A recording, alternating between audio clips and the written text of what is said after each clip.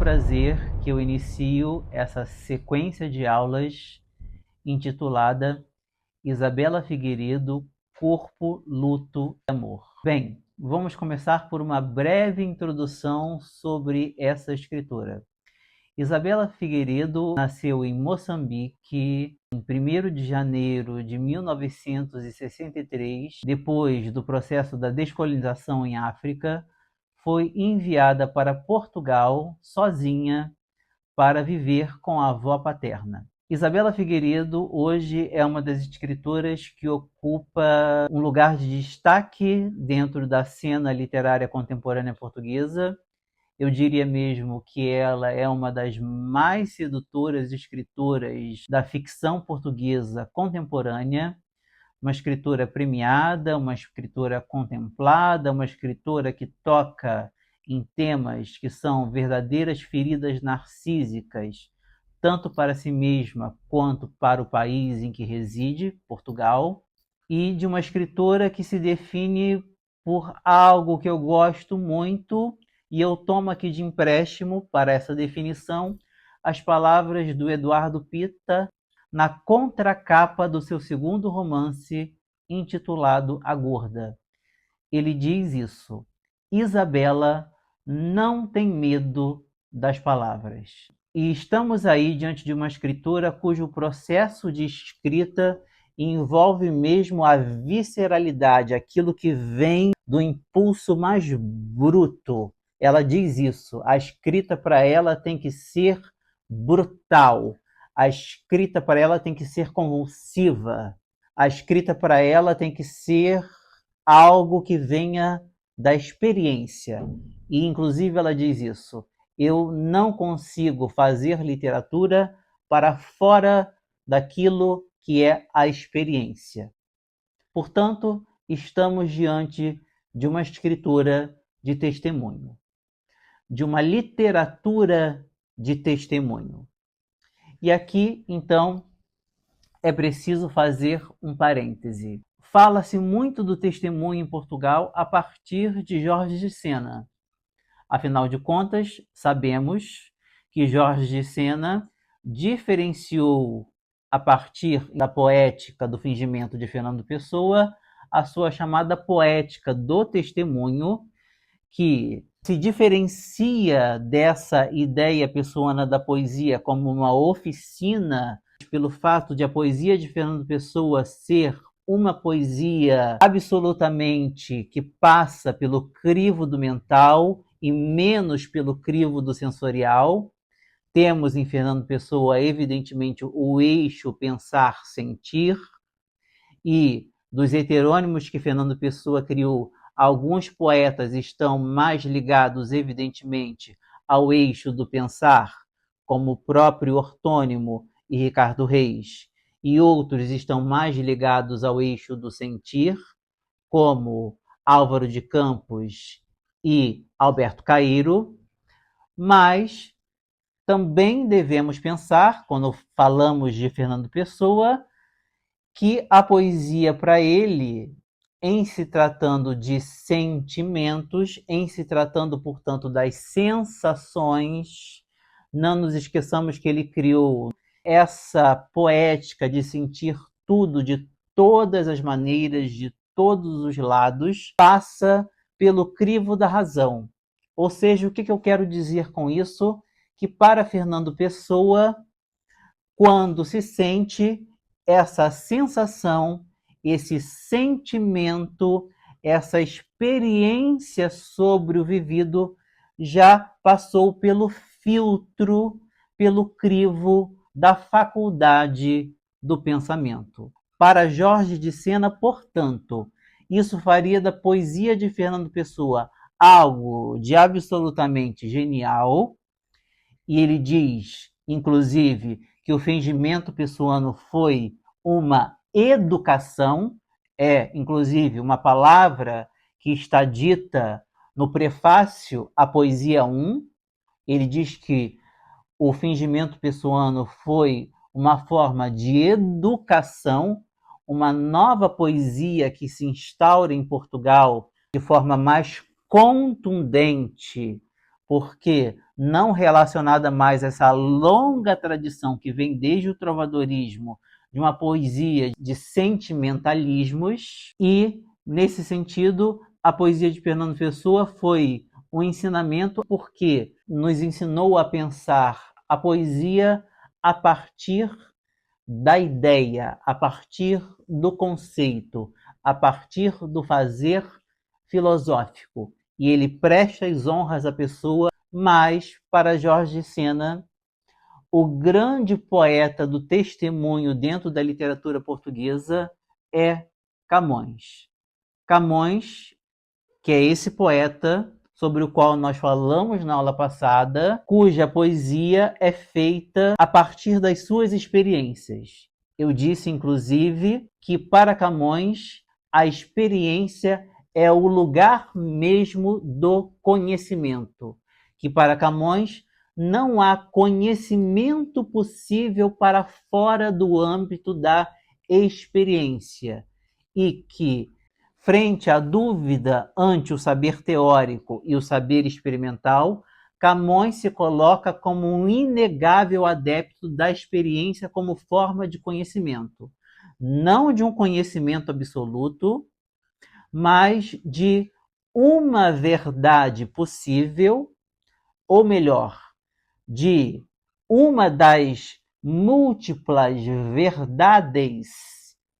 Camões sempre utiliza a palavra verdade no plural, porque ele entende que dentro da lógica de um mundo desconcertado, nós convivemos com verdades que coexistem e devem ser entendidas muito mais em termos de complementaridade do que em termos de oposição. Então, para Jorge de Sena, Camões seria o grande poeta do testemunho, porque fala a partir da experiência vivida. E dentro dessa lógica seniana da poética do testemunho, há muito uma ideia de que o testemunho é sim uma experiência vivida individualmente, mas também a ideia de que o testemunho é a poética que vem denunciar a reificação de um tempo.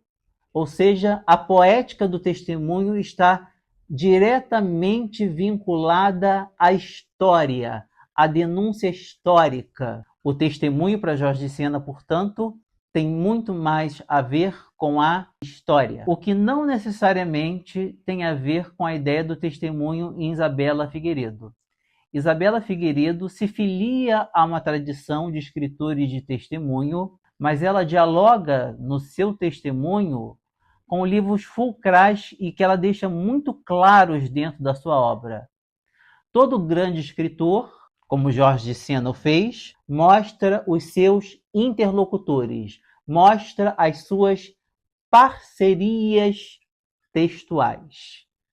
No caso de Jorge de Sena, a sua grande sedução, o seu grande exemplo de uma poética do testemunho que experienciou e que denunciou historicamente um tempo é Camões. No caso de Isabela Figueiredo, ela mesma fala em entrevistas que dá, em várias entrevistas que dá, aliás, que o grande interlocutor da sua obra é o Primo Levi, e que, sobretudo, o grande recorte de livro que ela faz para dialogar com a sua obra é o famosíssimo livro do Primo Levi, intitulado É Isto um Homem? Aqui no português do Brasil, a gente traduz esse livro para É Isto um Homem? Interrogação. E em Portugal esse livro recebe o nome de Se é Isto um Homem? Interrogação. De qualquer modo, reparem vocês que ela está se ligando a uma tradição testemunhal absolutamente ligada à experiência do nazismo e do fascismo, o que é, portanto, um lugar fundamental, um lugar seminal para que entendamos as principais nuances da sua obra.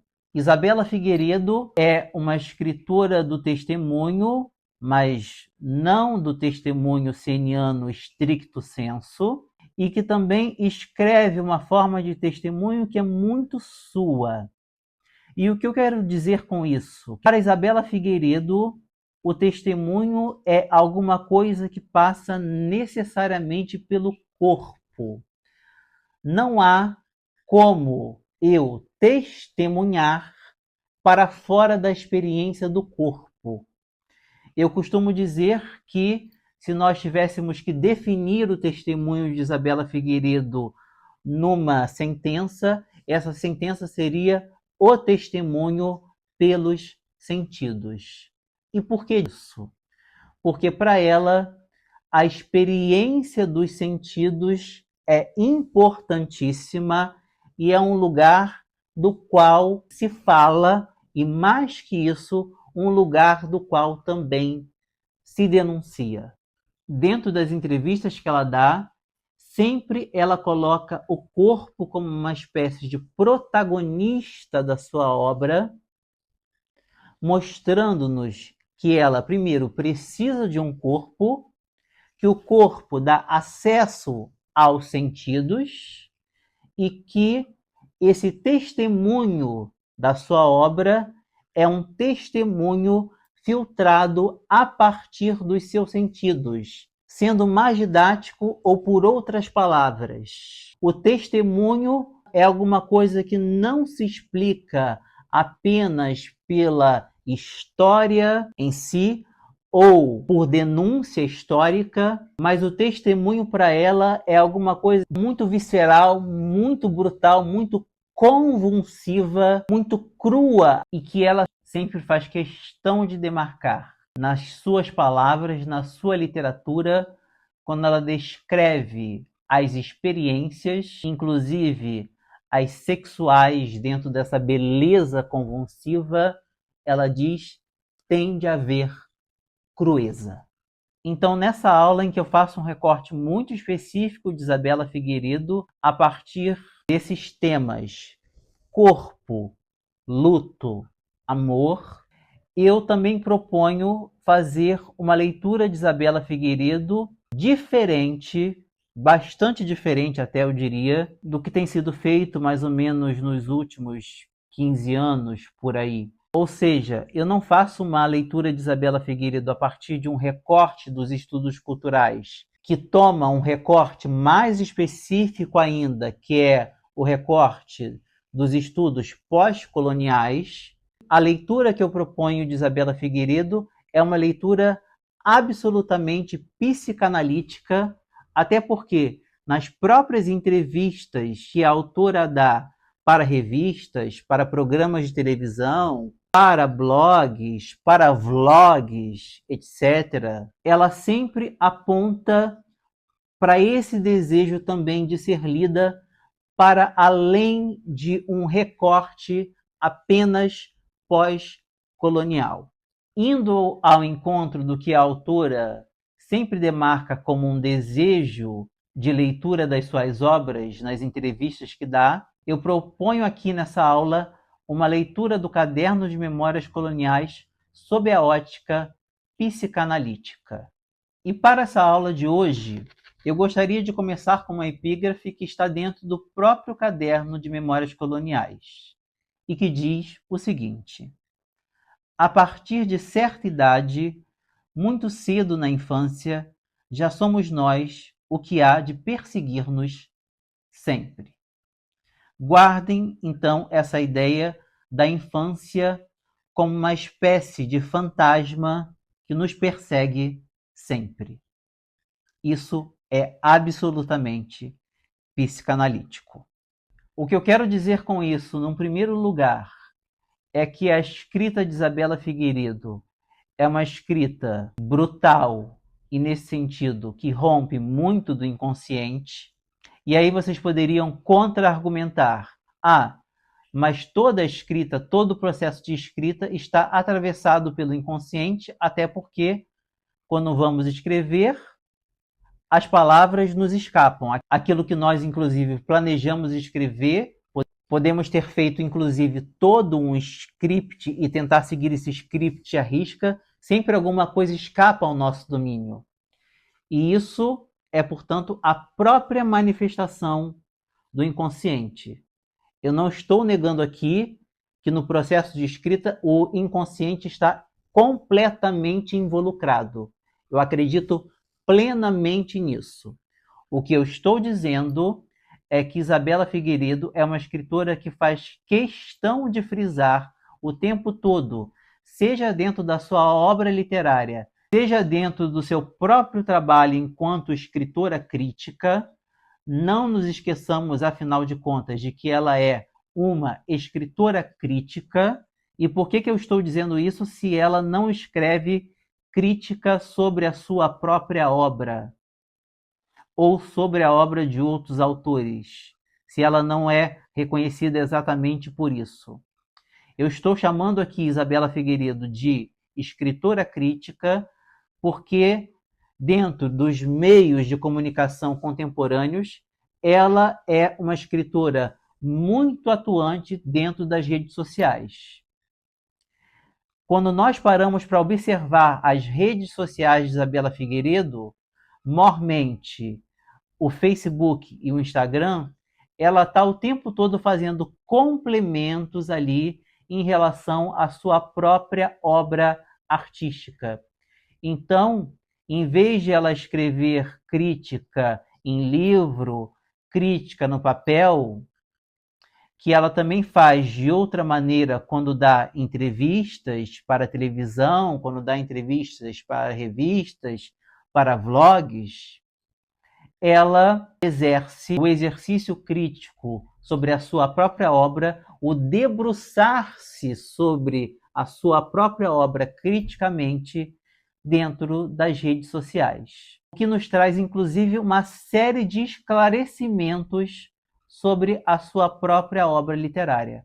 Eu gosto muitíssimo do que Isabela Figueiredo escreve, tanto no Facebook quanto no Instagram, e, por muitas vezes, esses complementos críticos que ela traz dentro das redes sociais, falando com o espírito do seu tempo, falando com aquilo que circula dentro do seu tempo, se contemporaneizando, eu diria que esses escritos que ela faz questão de colocar na internet como um complemento crítico à sua própria obra, por conta de provocações que lhe são feitas, indagações, perguntas, sugestões, tudo isso ajuda muito o leitor a entender também o modo como ela gostaria de ser lida. Um escritor não necessariamente precisa ser abordado pelo crítico a partir do modo como ele gostaria de ser lido. Ele pode muito bem ser desafiado, mas, como no caso aqui específico dessa aula, muita tinta já se gastou sobre essa questão de Isabela Figueiredo, de uma leitura feita pelos estudos culturais e por um recorte mais específico ainda dos estudos culturais, que são os estudos pós-coloniais, eu então agora venho com a proposta de uma outra abordagem de leitura sob o viés da psicanálise. Sobre essa questão do testemunho, é também muito interessante pensar a epígrafe com a qual ela decide abrir o seu livro seminal, como todos sabem, que é o Caderno de Memórias Coloniais.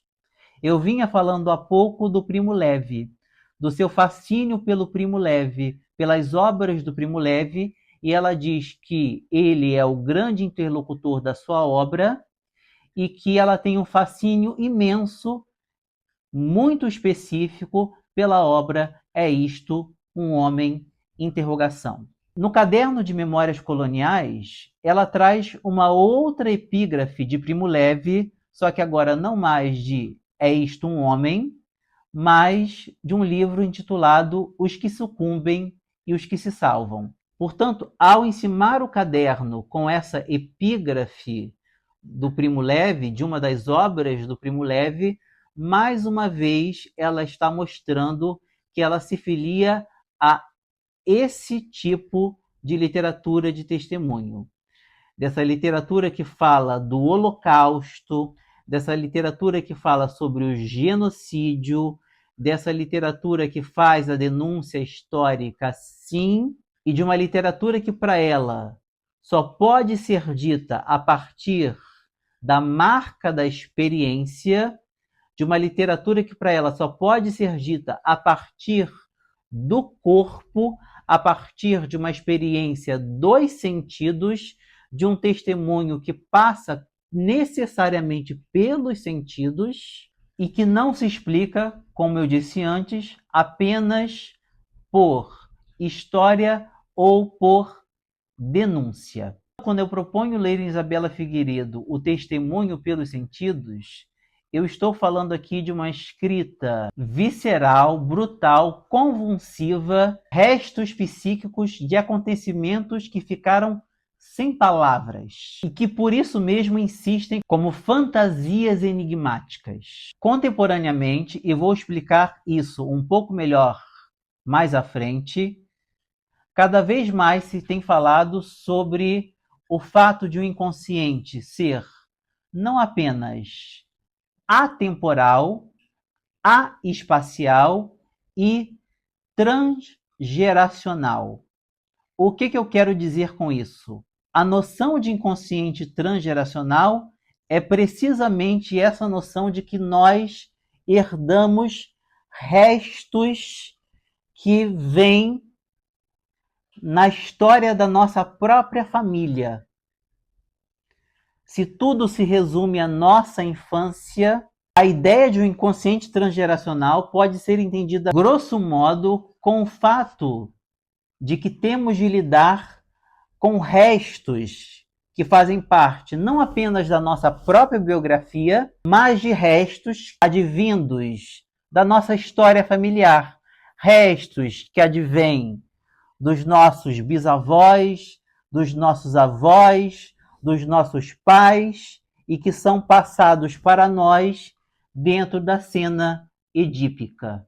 Ou seja, embora o inconsciente traga muito da nossa biografia pessoal, evidentemente atrelada aos pais, quando eu falo, portanto, de uma travessia edípica, não podemos negligenciar a ideia também de que o inconsciente é transgeracional, porque nós havemos o tempo todo com esses restos que vêm da nossa história familiar, da nossa ancestralidade e, portanto, temos de dar elaboração a tudo isso. Seja uma elaboração que se faz dentro do consultório, seja uma elaboração que se faça pela própria escrita. Lacan já dizia isso. Escrever também é um modo de lidar com o resto. Escrever também é um modo de reelaborar. E por que eu estou dizendo aqui reelaborar e não simplesmente elaborar? Porque, para Lacan, uma vez terminado o seu percurso analítico, em palavras lacanianas, uma vez que você empreendeu o que ele chama de a travessia do fantasma, que nada mais é do que o fim da análise, ficam sempre restos, resquícios, vestígios, fragmentos, resíduos. E sobre essa noção, portanto, de resto, daquilo que resta, mesmo que você tenha chegado ao fim de uma análise, ficam sempre esses restos, esses fragmentos, esses vestígios. Uma hora, como inconsciente continua a operar, você terá necessariamente de lidar com esse resto. Reelaborar esse resto, essa matéria residual, uma das formas de entrar, portanto, em análise para lidar com esse resto, com esse resíduo, com esses fragmentos, uma dessas vias é justamente o processo da escrita. Agora você lida com os restos. Como eu transformo esses restos em poesia, em poieses? Através da escrita. E isso é muito um trabalho que Isabela Figueiredo faz. Não só Isabela Figueiredo, eu diria que na cena contemporânea ocidental, pelo menos, há uma pujança de literatura escrita por mulheres e de mulheres que escrevem, portanto, esse seu inconsciente, escrevem sobre a matéria residual. E por isso mesmo, porque é resto, porque é resíduo, é que essa matéria chega escrita, toda ela em forma de fragmentos. Daí nós já entendemos um pouco da estética escolhida por Isabela Figueiredo para compor a sua obra seminal, que é o Caderno de Memórias Coloniais, que é um livro todo fragmentário, que é um livro atemporal no sentido do inconsciente, porque é um livro que fala da infância e que vai para um tempo, que vai para outro tempo, e que não há uma cronologia sendo obedecida, tal como funciona o nosso próprio aparelho psíquico, tal como funciona o nosso inconsciente, ou seja, pensamentos que se sobrepõem uns aos outros, e é isso que é belíssimo na obra de Isabela Figueiredo. Dessa beleza que ela diz que tem necessariamente de ser brutal, que tem de ser crua, que tem de ser convulsa. Então, para adentrarmos o caderno com essa ideia de um testemunho pelos sentidos, que passa pelo corpo, que não se explica apenas por denúncia histórica, eu gostaria de trazer uma outra frase que está também em Caderno de Memórias Coloniais e que, a meu ver, seria um reflexo disso que nós acabamos de falar aqui, que é a ideia do inconsciente transgeracional. Ela diz o seguinte: o que foi vivido nos outros, reparem, o que foi vivido nos outros ainda vive em nós. E agora, adentremos então a fundo o Caderno de Memórias Coloniais e eu começo pelo recorte de uma cena que já está no fim do romance e que é uma cena que tem tudo a ver com essa questão libidinal edipiana que é muito presente na obra de Isabela Figueiredo, seja no Caderno de Memórias Coloniais, seja em A Gorda. Começo, portanto, a leitura. O meu corpo foi uma guerra, era uma guerra, comprou todas as guerras. O meu corpo lutava contra si, corpo a corpo. Mas o do meu pai era grande, pacífico. O corpo do meu pai era dele e valia a pena. O seu corpo era o do outro que estava em mim, mas sem guerra. Redondo, macio, arranhado, o corpo do meu pai dava seu riso, as cócegas, ao meu corpo. O meu pai tinha os pés rosados, de uma pele muito branca e quebradiça, que escamava. Dizia que era a filária e que não lhe puxasse as peles. A minha mãe não me deixava andar descalça por causa da filária, que dava muita comichão e seria preciso queimar a pele com gelo até o osso. O meu pai tinha nos pés umas escamas como massa folhada que eu desejaria puxar e comer. A carne do meu pai era doce. A pele do meu pai era morna e morena. Reparem vocês aqui nessa primeira cena que ela já traz uma questão absolutamente psicanalítica. absolutamente psicanalítica nessa sua reflexão sobre o corpo, tanto sobre o seu próprio corpo quanto em relação ao corpo do seu pai. Reparem, por exemplo, no fetiche dessa menina, porque o percurso temporal que esse livro abarca aqui é exatamente das memórias dessa menina até os seus 12 anos. Isabela Figueiredo é enviada para Portugal perto de completar 13 anos. Ela completa anos no dia 1º de janeiro e ela é enviada para Portugal, como eu já disse para vocês, em novembro de 1975. E o que é muito interessante é que ela descreve esse corpo do pai já na vida adulta de uma forma muito fetichista. Há um fetiche aqui inegável pelos pés do pai, esses pés que ela coloca como rosados, de uma pele muito branca, quebradiça, que escamava.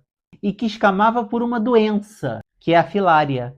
E o que essa descamação dos pés do pai, nos quais ela tem fetiche, e é muito importante a gente pensar na etimologia da palavra fetiche. Feitiço vem do latim, que significa feitiço, um enfeitiçamento, e o enfeitiçamento dela pelo corpo do pai como um todo. Mas nesse momento ela está fazendo aqui um recorte nos pés, no fetiche pelos pés do pai. E ela aponta aqui uma doença que faz com que os pés do pai descamem, a filária. E ela diz que isso causa-lhe um desejo imenso.